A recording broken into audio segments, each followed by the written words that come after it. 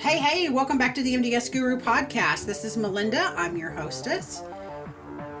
Here for a couple of more exciting long stay QM measures to discuss. Welcome back, listeners.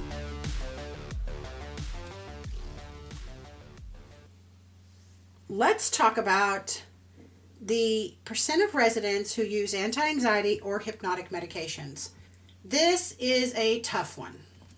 One of the biggest challenges we see right out the door is people erroneously coding things as anti-anxiety or hypnotic meds when they're really not. We are to follow the drug class, not necessarily off-label uses or indications when we're coding medications on the MDS. So melatonin is not a hypnotic. Hydroxyzine is an antihistamine. The first thing you can do is look at your residents who are causing this to flag and make sure that the medications are coded accurate. There are some exclusions for long stay residents who use anti-anxiety or hypnotic meds. If their life expectancy is less than 6 months, if they're on hospice, if the measure is dashed on the MDS, which we don't want to do that, and there are no covariates.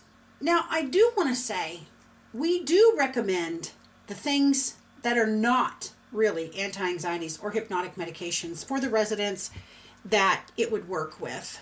That would be maybe the melatonins, maybe some of the antihistamines, maybe some of the mild antidepressants like trazodone.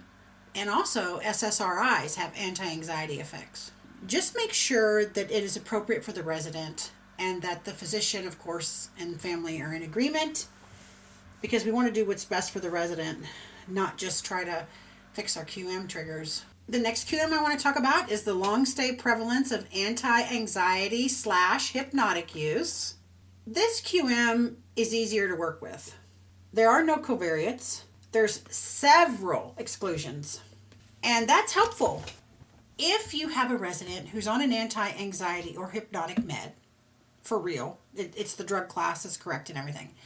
If you have a diagnosis of schizophrenia, psychotic disorder, manic depression, Tourette's syndrome, Huntington's disease, hallucinations, delusions, anxiety, PTSD, or if the measure is dashed, which we don't want to do, it will not be triggered for a potential flag.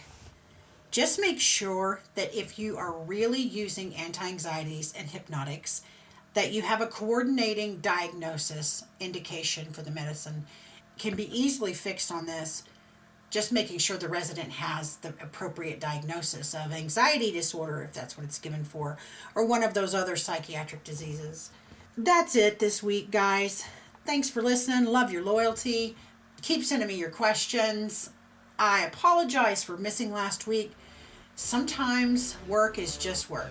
Thanks. Have a good week. Until next time, this is the MDS Guru signing off.